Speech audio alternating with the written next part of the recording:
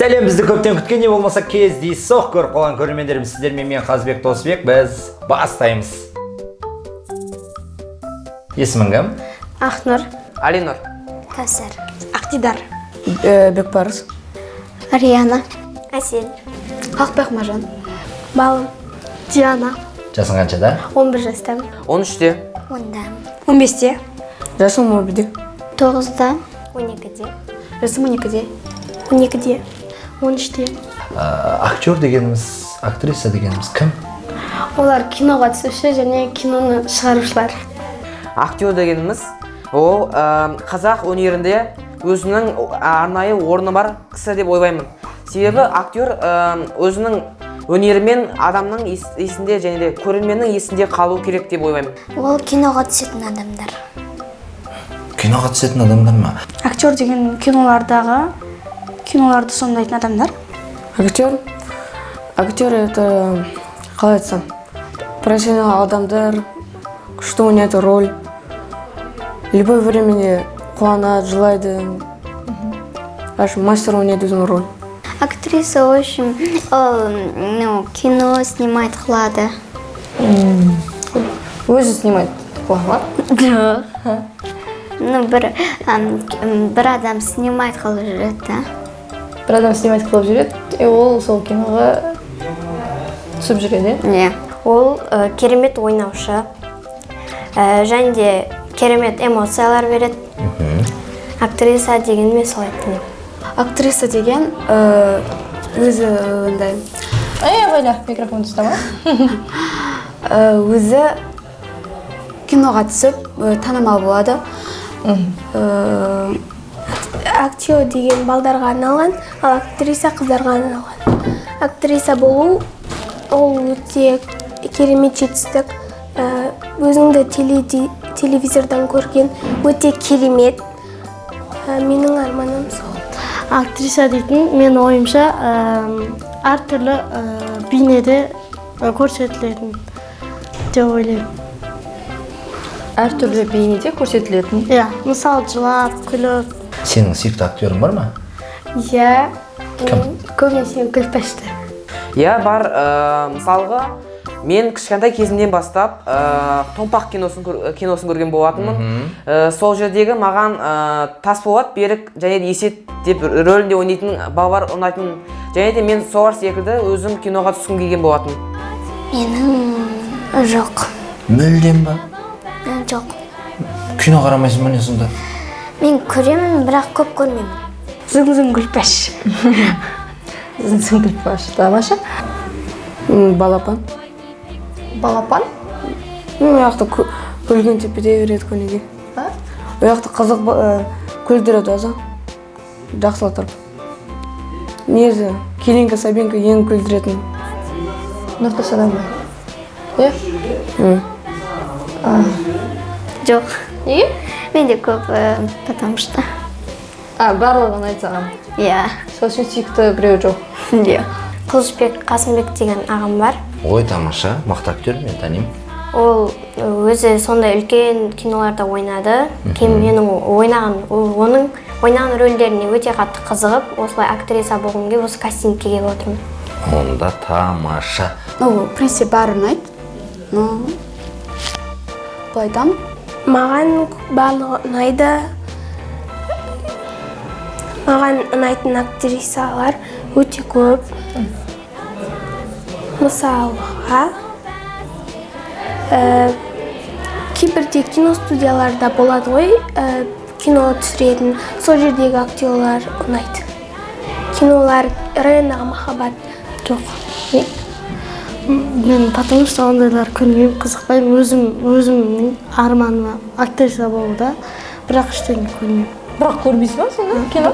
Мейрам кино студиясын ғана көремін. Кешірім дегеніміз не? Кешірім деген сол, бір адамның қателігін кешіру. Кешірім дегеніміз, саған біреу, мысалы, сенің мысалы бір досың бір қателік жасап қоятын болса, және де сен оны егер де қатты қателік жасамайтын болса, менің ойымша кешіру керек, себебі ол ертең мысалы сен өзіңе обида болатын болса, мысалға орысша айтқанда өзіңге реніш болатын болса, ертең ол өзіңе қайта ол зияны келуі мүмкін, менің ойымша. Кешірім деген мысалға бір адам қателік жасап қойса, соны кешіру керек. Кешірім деген нәрсені біреу сені ренжітсе, сен сол адамды кешіресің. Міндетті түрде? Кешірім деген қалай түсінемін?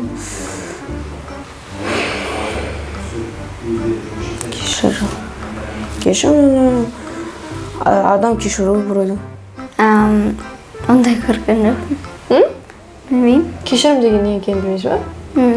Қойшы? Иә. Кешірім сұрамайсыз ба ешкімнен? Ешқашан? Сізні сұраған білмеді. Не ол кешірім деген? Прости деген. Құлаққағында адам. Сіздерде айтады кешір. Кешірім дегеніміз біреу мысалға біреуді ренжітіп қойса, соны кейбір кезде кешіру керек. Кешірім деген бір адамнан кешірім сұрау. Мысал үшін бір бәлені бүлдірсем, содан кешірім сұрап, қатеңді жуу. Кешірім ол бір нәрсе, оның көңіліне тиіп қалсаң кешірім сұрау. Кешірім деген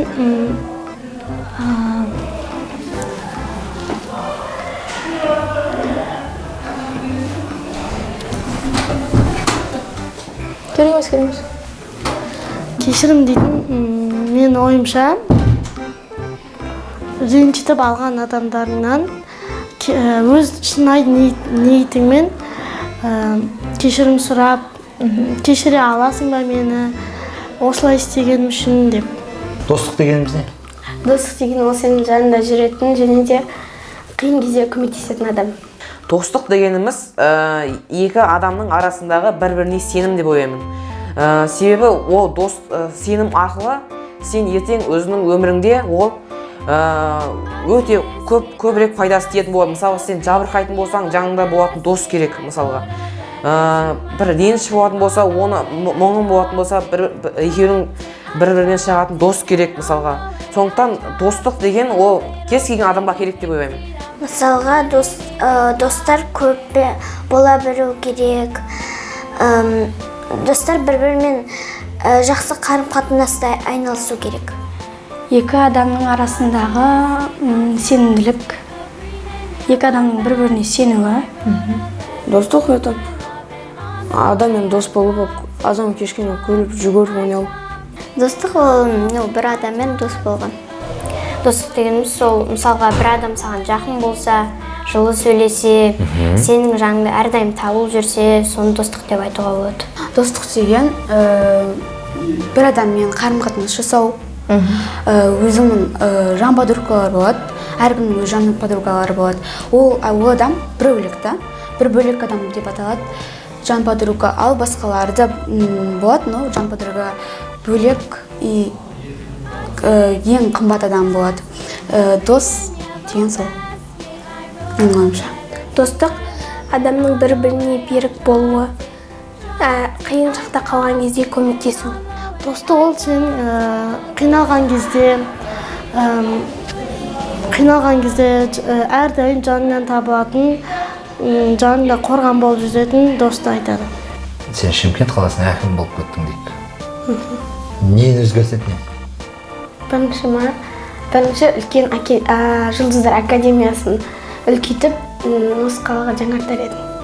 Мен ол кезде көптеген үйлер соқтыртып, адамдарға көмектесетін едім. Ал бюджетке бөлінетін ақша, ол әкімге түседі, білесің не? Иә. Сол ақшаның қаншасын өзіңе алып қалатын ең?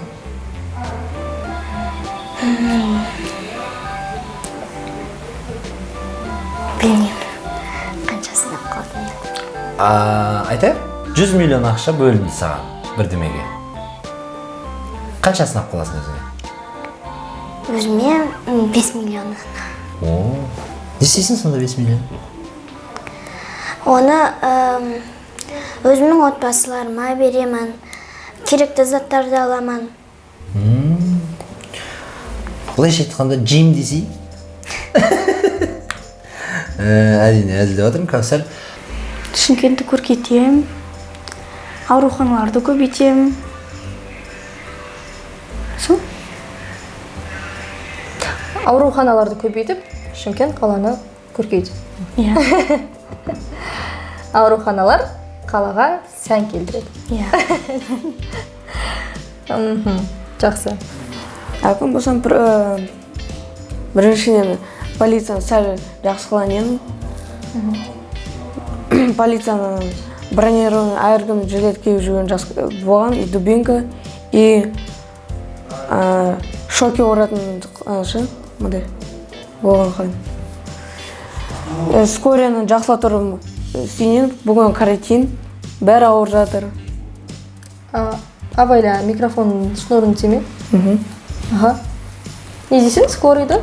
Скориядан әрі аппарат берген, бүгін жаман коронавирус, маска көніге киіп жүру керек.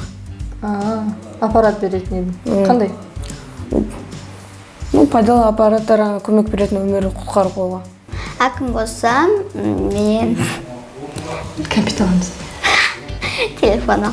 Самый дорогой.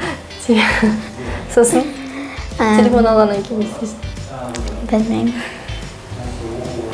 Енді сен не істейтін едің? Сен енді әкімсің да? Бөлде Шымкент қаласының әкімі болдың сен де. Телефон алдың. Кейін не істейсің телефон алғаннан кейін? Әкім не істейді, соны істеу ұретін. Правила жазу ұрет. Бір нәрсе болзаты анамнау жесе, соны істеу ұретпін. Соны істеймін.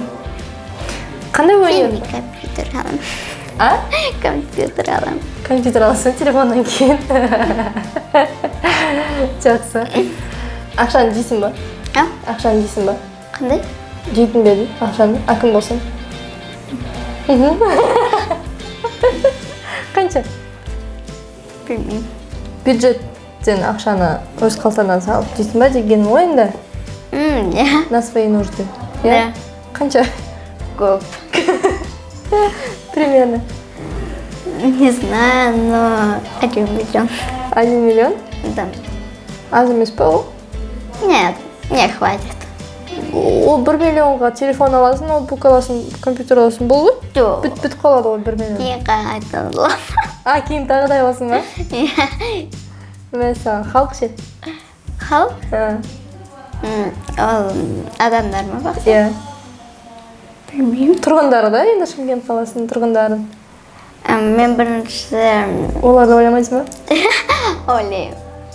Бірақ бірінші өзімді ойлаймын. Жақсы. Өзі андай саябақ дегендер дамытатын едім. Балалардың оқу мектептерін дамытып, жақсы білім беретін мұғалімдер тауып, және де Шымкент қаласын тағы да өзгертіп, керемет заттар салып, Қазақстанда жоқ нәрселер салатын едім. Тамаша. Күшті. Шымкент қаласының әкімі болсам, бірінші өзімнің ауданымның, өзімнің жерімнің қамын ойлап істеп алатын едім өзім жағымның. Сол үшін көп жер жатыр да бізде істелмей, жер істемей, соларды істеп алатын едім бірінші өзіміздің ауданның жағдайын ойлап. Сөйтіп барып қалған жақтардың жағдайын ойлайтын едім. Сол үшін Қандай қалған?